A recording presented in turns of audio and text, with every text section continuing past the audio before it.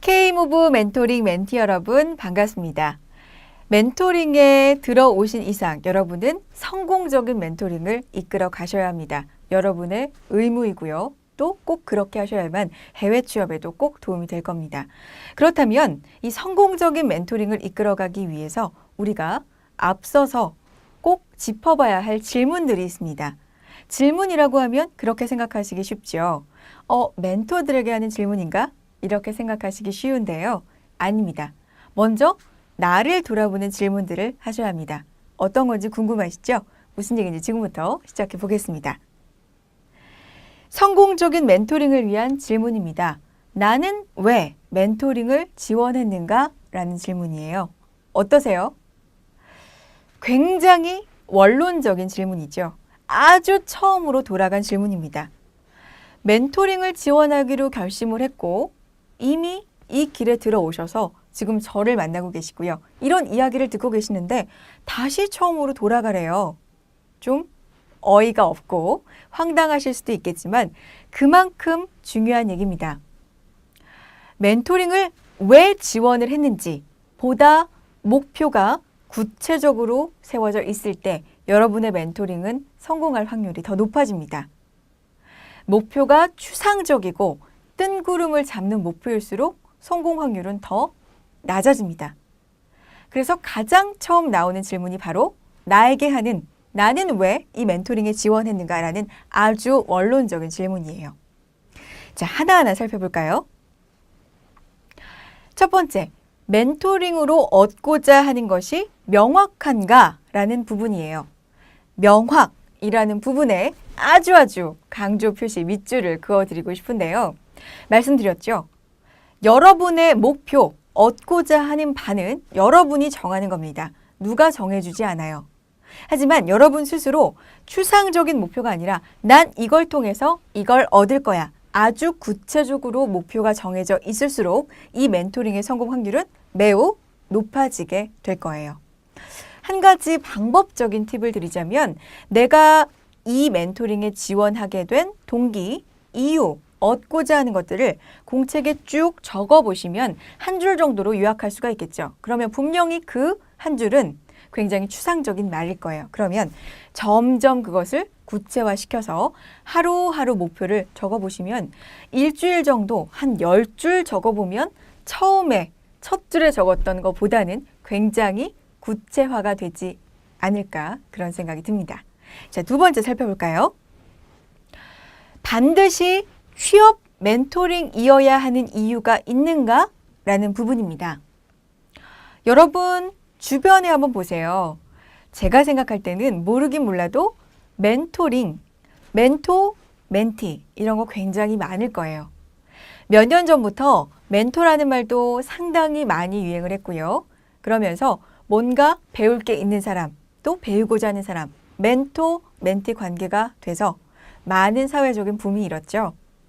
여러분 주변에도 지금 이 순간에도 굉장히 많을 겁니다. 하지만 저희 K-무브 멘토링은 여러분의 해외 취업을 돕기 위한 멘토링입니다. 그렇다면 꼭 K-무브 멘토링이어야 하는가? 내가 정말 이 멘토링을 신청해서 듣고 참여를 해야 할 만큼 해외 취업에 절실한가? 이 부분을 다시 한번 짚어보셨으면 좋겠습니다.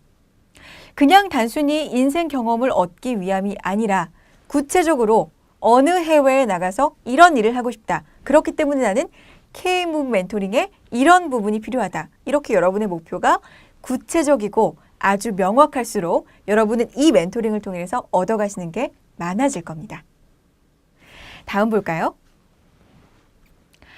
당신은 취업 혹은 해외 취업이 절박합니까?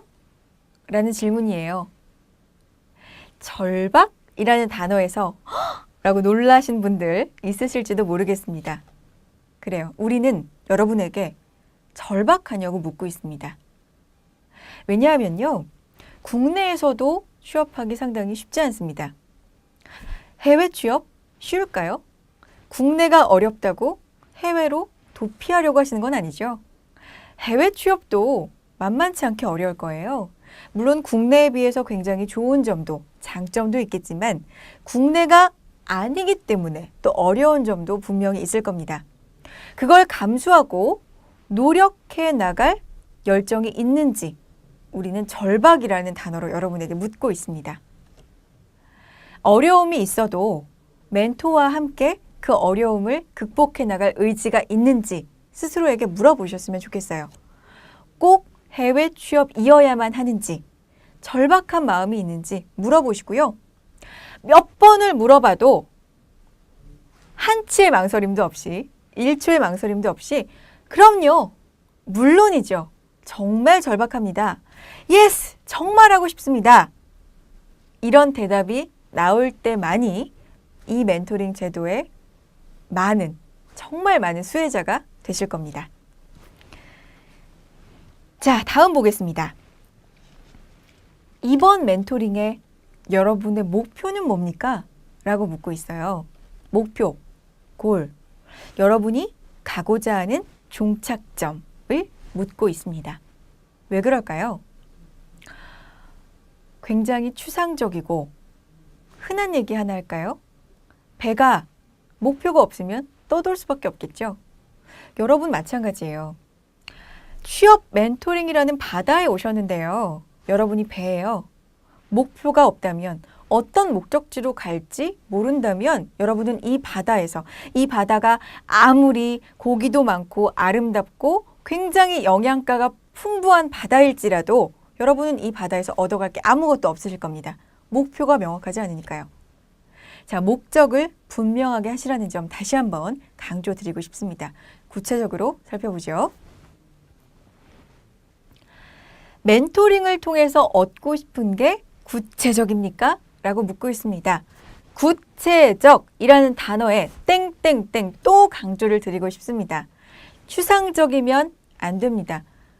여러분의 목표는요, 이만큼 큰 게 아니라요, 쪼개고 더 세부적으로 들어가서 구체적인 목표가 될수록 멘토분들도 여러분들에게 구체적인 답변을 드릴 수가 있습니다.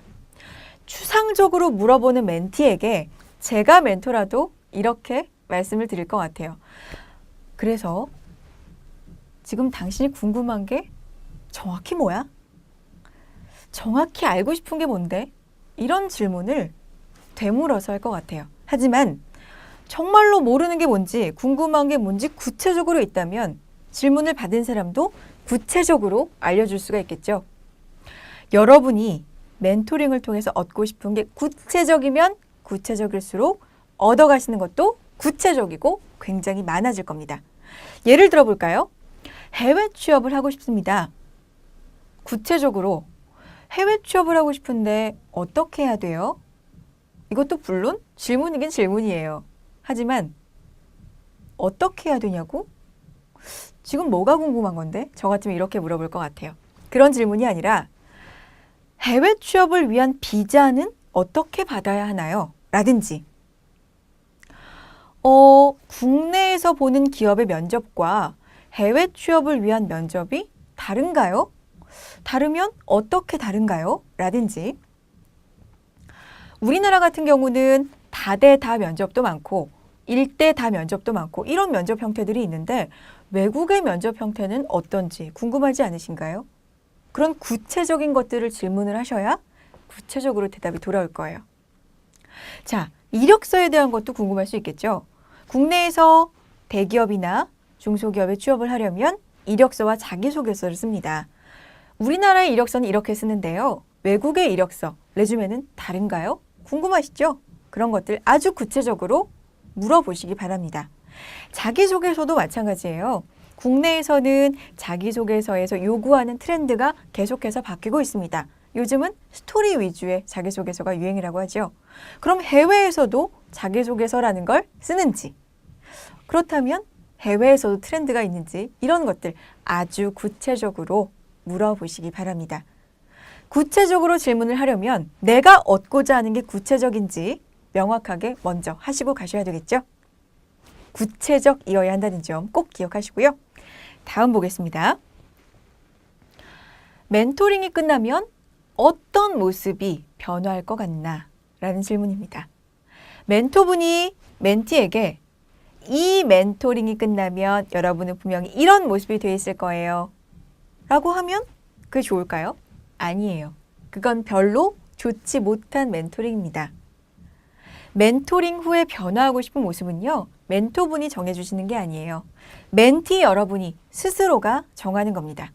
멘토링 프로그램에 임하면서 마음속에, 머릿속에 이 멘토링이 끝나면 난 분명히 이런 모습이 돼 있을 거야. 이런 모습이 앞에서 강조했던 거 여기서도 나오죠. 그 모습 또한 아주 구체적으로 정해져 있을수록 여러분의 멘토링은 성공적으로 끝이 날 겁니다. 자, 예를 들어 볼까요? 왜 그렇게 될까요? 여러분의 노력하고 비례가 돼 있어요. 노력을 하면 할수록 성공할 수 있는 가능성은 더 크겠죠. 내가 되고 싶은 모습이 정말 명확하다면 여러분은 정말로 그 모습이 되기 위해서 노력을 할 거예요. 다이어트의 예를 한번 들어볼까요? 다이어트를 하는데 그냥 살을 빼고 싶어가 아니라 살을 빼서 이 연예인의 몸처럼 되고 싶어 하는 구체적인 사진이 있다면 그렇게 되기 위해서 더 노력이란 걸 하겠죠. 마찬가지입니다. 멘토링이 끝나고 이런 모습이 되고 싶다라는 구체적인 모습을 여러분의 머릿속에, 마음속에, 그리고 글로 꼭 남겨두시고 새겨두시기 바랍니다. 그래야 성공 확률은 더욱더 높아진다는 점 기억하시고요. 자, 다음으로 중요한 게 바로 노하우입니다. 멘토링에서 우리는 성공을 해야 해요. 우리 다 성공하기 위해서 만났습니다. 그런데 노하우를 알고 있다면 더 좋겠죠. 노하우가 뭘까요? 말 그대로 노하우, 어떻게 해야 되는지 알고 있냐라는 점입니다. 물론 노하우 몰라도 여러 시행착오를 겪어서 깨달을 수도 있습니다. 그것도 별로 나쁜 건 아니에요. 다 경험일 수 있으니까요. 하지만 노하우를 미리 듣고 알고 가슴에 새겨서 이렇게 돌아가지 않고 그래도 이렇게 갈 수 있다면 더 여러분에게 좋겠죠. 시간도 절약할 수 있고요. 자, 노하우를 알고 있냐라는 구체적인 질문에는 뭐가 있을까요? 첫 번째, 멘토링이 끝나면 어떤 변화가 있을 것 같습니까? 라는 질문입니다. 눈치채셨죠? 지금 반복되고 있어요. 방금 전에 나왔던 말입니다. 멘토링이 끝난 후 내가 어떤 모습으로 변화가 돼 있을 것 같은지 혹은 어떤 모습으로 되어 있으면 좋겠는지 그 모습을 구체적으로 명확하게 그릴수록 여러분의 멘토링은 성공적일 거예요. 왜 2번 연속 나왔을까요? 맞추실 분? 자, 정답입니다. 그만큼 중요하기 때문이에요. 멘토링에 들어가시기 전에 나는 어떤 모습으로 변해야지? 꼭 이런 모습이 돼야지. 이렇게 각오를 다지시기 바랍니다. 구체적으로 내 모습이 그려질수록 성공 확률은 쭉쭉 높아질 거예요. 자, 2번째. 멘토링에 얼마나 시간과 노력을 쏟을 예정입니까? 라는 질문이에요. 이 부분은 여러분의 뭐와 관련이 돼 있을까요? 바로 각오 부분입니다. 각오를 듣고 싶은 거예요. 자, 얌체라고 표현해도 될까요? 얌체 같은 분들 꼭 있어요. 어떤 거냐면 시간과 노력은 적게 들이면서 얻는 건 많이 얻어가고 싶어 해요. 그게 가능할까요? 아니요. 불가능합니다. 시간과 노력을 많이 들일수록, 공을 들일수록, 정성을 들일수록 얻어가는 게 많아진다는 건 당연하겠죠.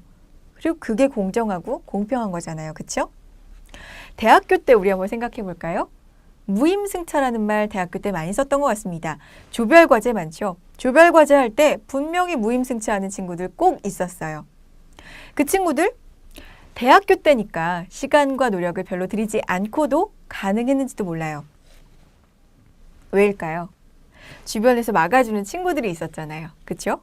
하지만 그건 학생 때 얘기고요. 이제 우리는 인생이라는 온전히 내 거.